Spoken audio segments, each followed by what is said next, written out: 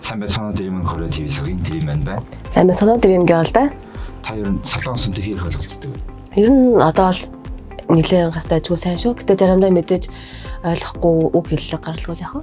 Тэгэхээр бас солонгос үнтэй уцаар ярих үедээ бас ойлголцох тохиолдол зөндөө байдаг шүү дээ. Тэгэхээр тэр үедээ бас юу гэж хэлэх талаар өнөөдөр бас бэлтлээ. За та бүхэн солонгос үнтэй ярьж байгаа сонсоогүй ойлгоогүй юм гарах тохиолдолд дахиад нэг хэлээд өгөөч гэж хэлхийг солонгосоор 다시 한번 말해주세요.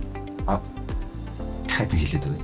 다시 한번 말해주세요. Тэгэхээр бас буруу сонссон тохиолдолд бас буруу ойлголцох үе зөндөө байдаг шүү дээ. Тэгэхээр тэр үедээ заавал шалгаж үзэх хэрэгтэй.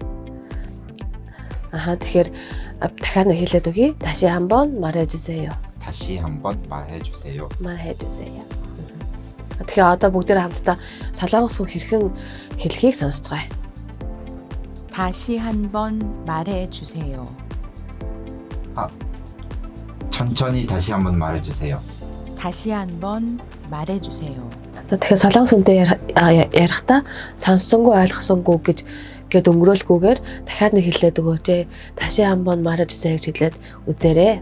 Тэгэхээр бас та бүхэн ч гэсэн хин нэгэнд бас 다시 한번 말해주세요 гэж сонсох юм бол бас тод дугаар, чанга дугаар бас дахиад хэлээд үзээрэй.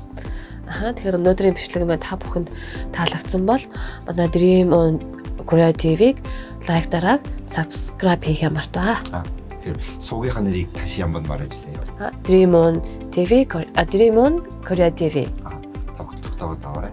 Тэгэхээр дараагийнхаа бичлэгүүдээр бас илүү олон хэрэгтэй сэдвүүдийг бас авчирч та бүхэндээ ярилцъя. Дараа тохиолдолд баяртай. Баяртай.